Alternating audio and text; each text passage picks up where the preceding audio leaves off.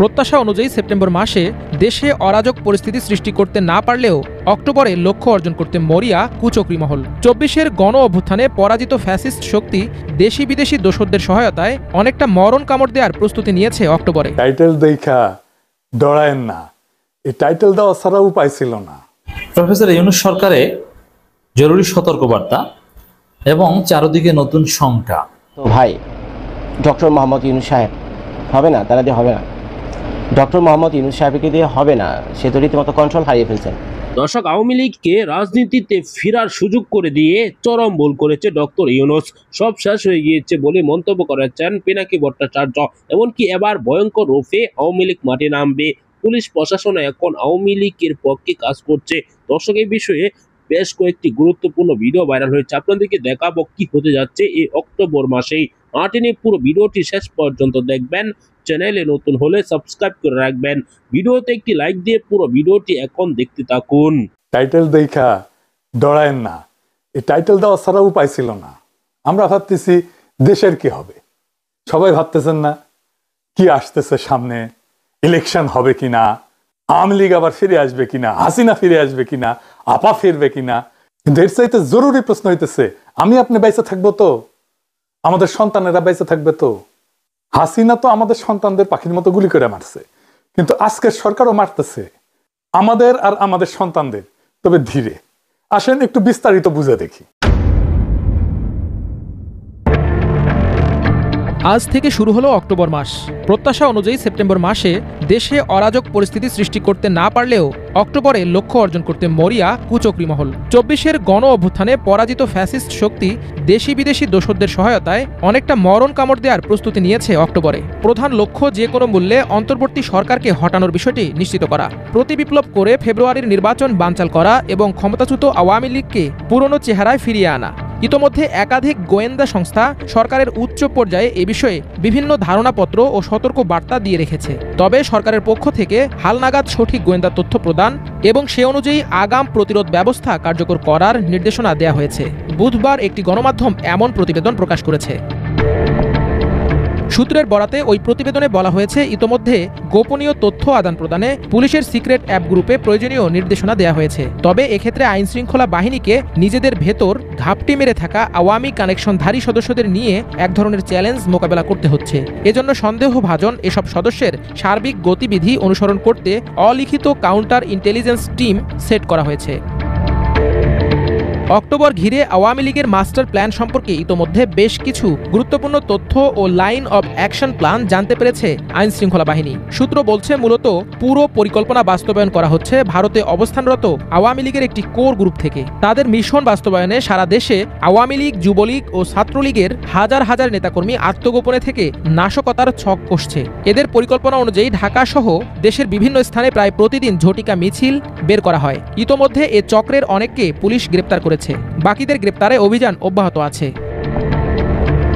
নাশকতাকারীরা কি ধরনের action plan বাস্তবায়ন করতে চায় জানতে চাইলে পুলিশের দায়িত্বশীল সূত্র ওই প্রতিবেদককে জানায়, সমাজের গুরুত্বপূর্ণ ব্যক্তিদের টার্গেট করে গুপ্ত হামলা, চিহ্নিত ছিনতাইকারী ও ডাকাতদের সংগঠিত করে আইন শৃঙ্খলা পরিস্থিতির অবনতি ঘটানো, ঝটিকা মিছিলে বাধা দিলে সফলভাবে পাল্টা হামলা চালিয়ে আইন শৃঙ্খলা বাহিনীর মনোবল ভেঙে দেয়া এবং ১ ঘন্টার ব্যবধানে হঠাৎ ধানমন্ডির ৩২ নম্বরে লাখো লোক জড়ো করা প্রভৃতি। ওই প্রতিবেদনে আরও বলা হয়েছে, জানতে চাইলে অতিরিক্ত আইজিপি খন্দকার রফিকুল ইসলাম বলেন, পরাজিত শক্তি নানাভাবে আইন শৃঙ্খলা পরিস্থিতি ও সমাজে শান্তি শৃঙ্খলা বিঘ্ন করার অপচেষ্টা করছে। দুর্গাপূজার মধ্যে ধর্মীয় সেন্সিটিভিটি কাজে লাগিয়ে সাম্প্রদায়িক সম্প্রীতি নষ্টের চক্রান্ত করা হচ্ছে। এ কাজে দেশের বাইরে থেকেও নানাভাবে ইন্ধন দেওয়া হচ্ছে বলেও আশঙ্কা করছে গোয়েন্দা সংস্থাগুলো। পুলিশের মধ্যে আওয়ামী মতাদর্শের লোক তথ্য পাচার করছে এমন অভিযোগ প্রসঙ্গে তিনি বলেন, এটা পুলিশের পুরনো ব্যাধি। অধিকাংশ লোক পেশাদার, এর ভেতর ২-৪টা লোক থাকে যারা ষড়যন্ত্র করে। এছাড়া দীর্ঘদিন একটা গোষ্ঠী ক্ষমতায় ছিল, তাদের আস্থাভাজন কিছু লোক ঘাপটি মেরে থাকতেই পারে। তবে এটা ক্রমান্বয়ে কমে আসবে, কিন্তু এরা যাতে কোনো প্রকার নেগেটিভ রোল প্লে করতে না পারে সে বিষয়েও খেয়াল রাখতে হবে।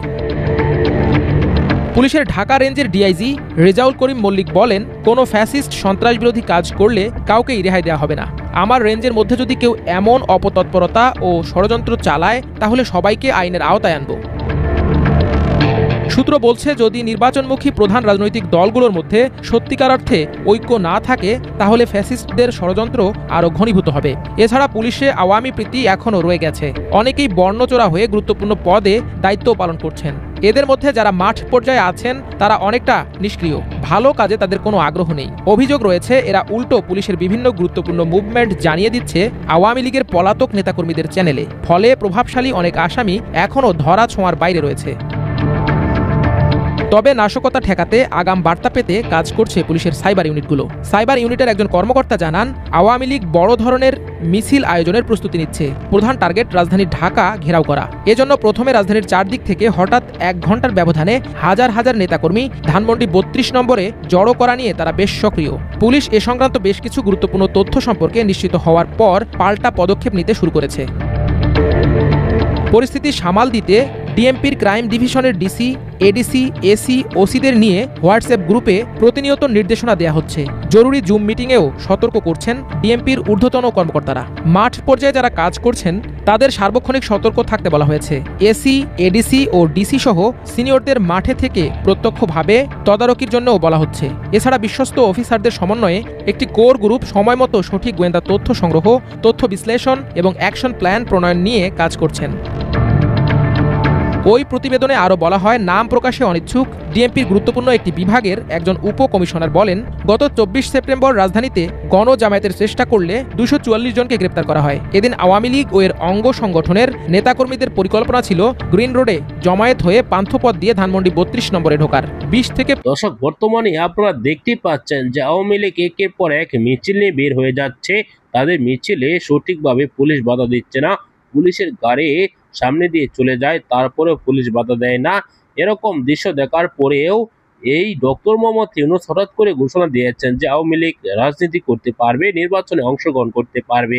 দর্শক, এরকম বোকামি কথাবার্তা বলে আবার চরমভাবে ফেঁসে গিয়েছে অন্তর্বর্তীকালীন সরকার। এখনো বিরোধী দলের নেতা কর্মীরা তার পদত্যাগ চাইছে। ইউনূস হটাও আন্দোলনে নামার হুঁশিয়ারি দিয়েছে পিনাকি ভট্টাচার্য, সাংবাদিক ইলিয়াস হুসাইন। এই ভিডিওতে আপনারা দেখেছেন। এবার প্রকাশ্য রাজধানীতে মিছিল দিবে আওয়ামী লীগ, পুলিশ বাধা দিবে না। পুলিশের কর্মকর্তারা এখন পর্যন্ত আওয়ামী লীগের দালালি করছে, কেননা আওয়ামী লীগ ক্ষমতা থাকাকালীন তারা চাকরিতে নিয়োগ পেয়েছে। আওয়ামী লীগ কিন্তু চাকরি দিয়েছে আওয়ামী লীগ যে করতো তাকেই, কিন্তু এখন সেটি বুঝে উঠতে পারতেন না ওই অন্তর্বর্তীকালীন সরকার। না বোঝার কারণে নিজেরাই পড়বে কঠিন বিপদে।